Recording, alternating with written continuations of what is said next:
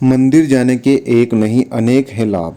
प्रतिदिन पूजा करने से मिलते हैं ये 36 लाभ। अक्सर देखा गया है कि लोग रोजाना मंदिर जाना पसंद करते हैं, कुछ अपने मन को शांत करने के लिए तो कुछ भगवान की पूजा करने के लिए जाते हैं। बता दें कि मंदिर का अर्थ होता है मन से दूर कोई स्थान। ऐसे में कुछ देर आंख बंद कर मौन रखना बेहद लाभदायक होता है। लोग मंदिर के पीछे छिपे विज्ञान को, आध्यात्म को नहीं जानते। सुबह सुबह मंदिर जाने से कई लाभ होते हैं। व्यस्त जीवन शैली की वजह से लोग मंदिर नहीं जा पाते हैं। ऐसे में लोगों ने अपने घर के अंदर ही एक छोटा सा मंदिर बना लिया है। ज़्यादातर लोग भगवान को याद करने के अलावा पूजा पाठ भी अपनी इसी छोटे से मंदिर में करते हैं। घरों में मंदिर होना बेहद शुभ है। इससे आप सकारात्मक ऊर्जा से भरे रहेंगे। मंदिर से सिर्फ आध्यात्मिक लाभ ही नहीं, बल्कि ये स्वास्थ्य के लिए भी बेहद लाभदायक है। कई लोगों को इस लाभ के बारे में जानकारी नहीं होती है, लेकिन मंदिर जाने की वजह से एक नहीं बल्कि अनेक फायदे हैं। लेकिन इससे पहले अगर आप भी चाहते हैं लक्ष्मी माता का आशीर्वाद आप पर बना रहे, तो वीडियो को लाइक करें और चैनल को सब्सक्राइब कर लें और कमेंट बॉक्स में जय माता लक्ष्मी जरूर लिखें। ज्ञान और ध्यान चैनल पर आप सभी का स्वागत है। यह है अनिल वॉइस। तो वीडियो शुरू करते हैं। नंबर 1, यदि आप प्रतिदिन मंदिर जा रहे हैं तो आप अपने जीवन में आने वाली उन घटनाओं से बच सकते हैं जो कि आकस्मिक आती है, जैसे दुर्घटना, हत्या, आत्महत्या, जिससे नकारात्मकता आपकी ज़िंदगी से दूर रहेंगी। नंबर 2, मंदिर जाने वाले व्यक्ति के मन में भरपूर सकारात्मकता और आध्यात्मिक बल होता है, जिसके चलते उसके आसपास नकारात्मक ऊर्जा उसके पास फटकती भी नहीं है। आप इस ऊर्जा को भूत, पिशाच या प्रेत भी कह सकते हैं।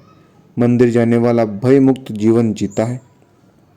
नंबर 3, यदि आप प्रतिदिन मंदिर जाते हैं तो आप पर किसी भी प्रकार के ग्रह और नक्षत्रों का कोई बुरा प्रभाव नहीं पड़ता है।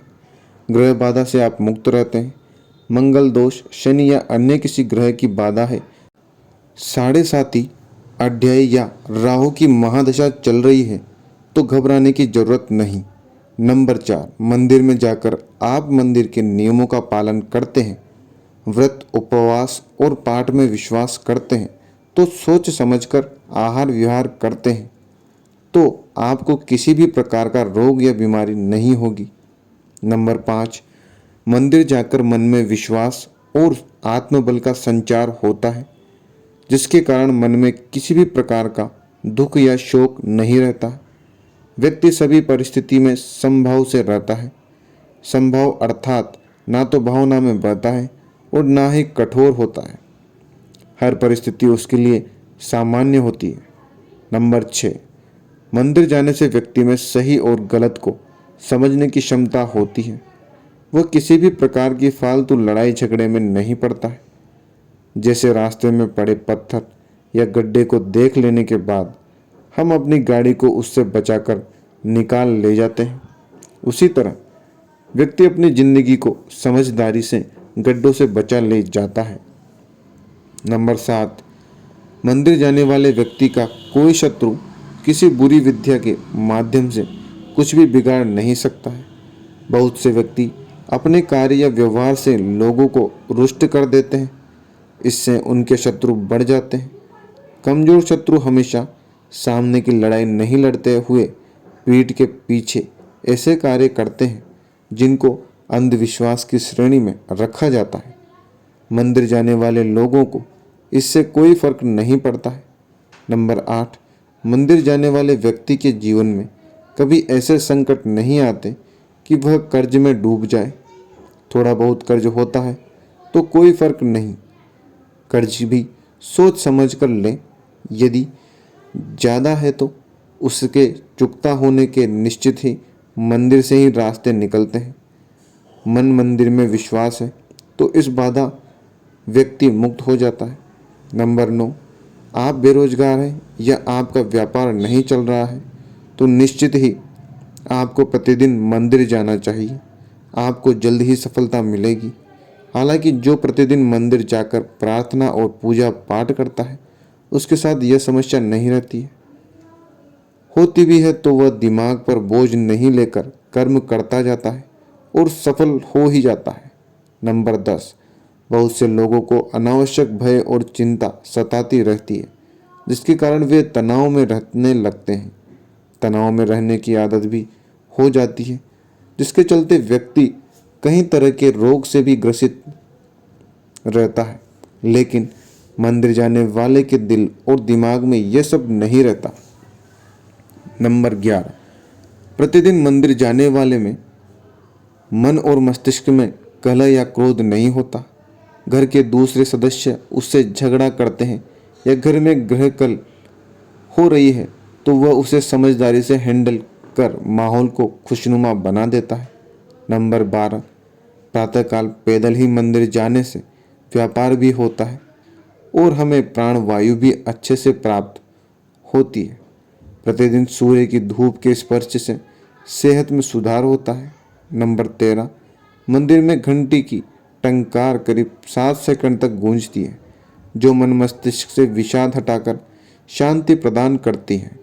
ऐसा भी कहते हैं कि छोटी घंटी से हमारा पित्त दोष संतुलित होता है, साथ ही ध्वनि से भी बैक्टीरिया नष्ट हो जाते हैं।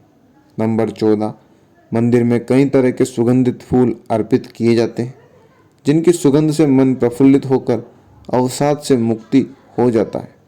फूलों के विभिन्न रंगों से अंतर मन को शांति मिलती है।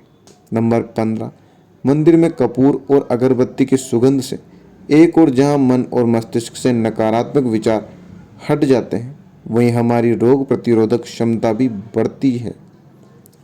यह हमें जैविक संक्रमण से भी बचाती है।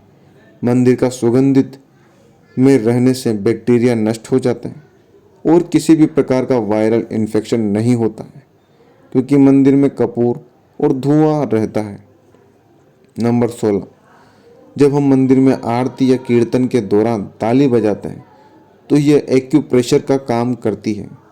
इससे हमारे रक्त संचार सुचारू रूप से संचालित होता है और शरीर की मांसपेशियां भी मजबूत होती है। नंबर 17, आरती या चालीसा को जपने पढ़ने से हमारा वाणी दोष भी दूर होता है। ओम के उच्चारण से हमारा चित्त एकाग्र होता है। नंबर 18, आरती के बाद शंख बजाया जाता है जो श्रद्धालुओं के लिए बहुत सुखदायी और स्वास्थ्यवर्धक है। शंख बजाने वाले के फेफड़े मजबूत होते हैं। नंबर 19, आरती के बाद देवी देवताओं, भारत माता आदि के जयघोष से आत्मविश्वास के साथ ही देशभक्ति जागृत होती है। इसी के साथ हर मंदिर में गोरक्षा और गोहत्या बंद होने करने का संकल्प भी लिया जाता है। नंबर 20, आरती लेने से हमारी हथेली की कोशिकाओं को दिव्य ऊष्मा मिलती है और हमारे भीतर पल रहे सभी विषाणु और जीवाणु समाप्त हो जाते हैं। आंखों पर हथेलियां रखने से गर्माहट आंखों के पीछे की सूक्ष्म रक्त वाहिकाओं को खोल देती है और उनमें ज़्यादा रक्त प्रवाहित होने लगता है जिससे हमारी आंखों की ज्योति बढ़ती है। नंबर 21, आरती के बाद नमस्कार और दंडवत प्रणाम करने से हमारे मन में विनम्रता और श्रद्धा का भाव जागृत होता है। अहंकार और घमंड का नाश होता है। नंबर 22, भगवान के दर्शन, पूजा और आरती के बाद हमें तुलसी मिला, चरणामृत, पंचामृत और प्रसाद मिलता है। यह चरणामृत और पंचामृत हमारी सेहत के लिए बहुत ही फायदेमंद होता है। आयुर्वेद के मुताबिक यह चरणामृत हमारे शरीर के तीनों दोषों को संतुलित रखता है। चरणामृत के साथ दी गई तुलसी हम बिना चबाए निगल लेते हैं जिससे हमारे सभी रोग ठीक हो जाते हैं। नंबर 23, मंदिर में भगवान की परिक्रमा से जहाँ सेहत के लाभ मिलते हैं वहीं यह धरती के गुरुत्वाकर्षण की शक्ति से जुड़कर हमारे शरीर को तनाव निकल जाता है। इसी के साथ ही में गुम्बद और उसके कलश से प्रवाहित हो रही ऊर्जा हमारे शरीर को प्रभावित कर सकारात्मक ऊर्जा प्रदान करती है। नंबर 24, मंदिर भूमि को सकारात्मक ऊर्जा का क्षेत्र माना जाता है। यह ऊर्जा भक्तों में पैर के जरिए ही प्रवेश कर सकती है। इसलिए हम मंदिर के अंदर नंगे पांव जाते हैं।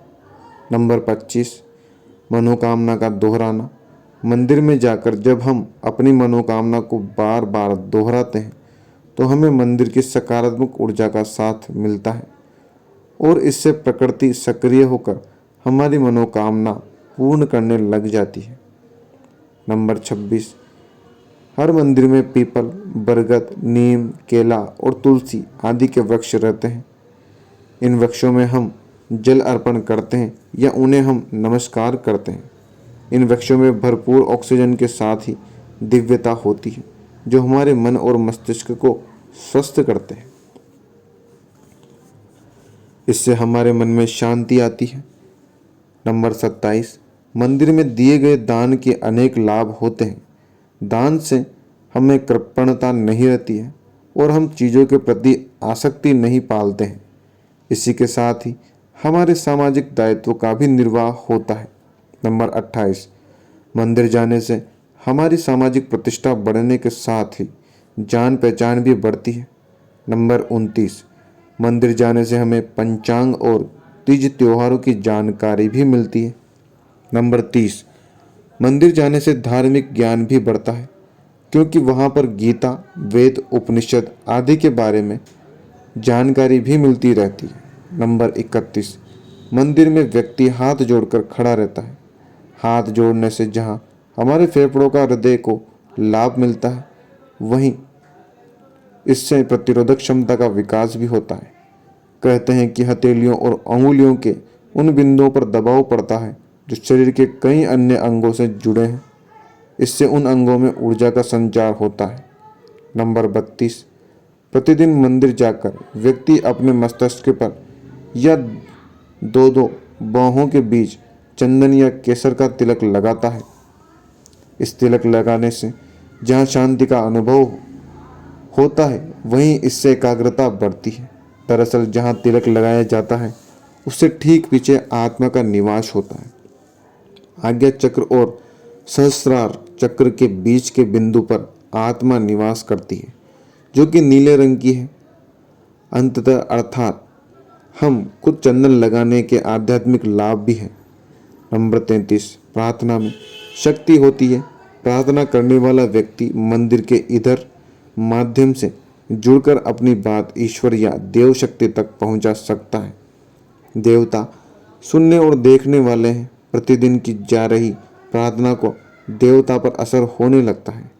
मानसिक या वाचिक प्रार्थना की ध्वनि आकाश में चली जाती है।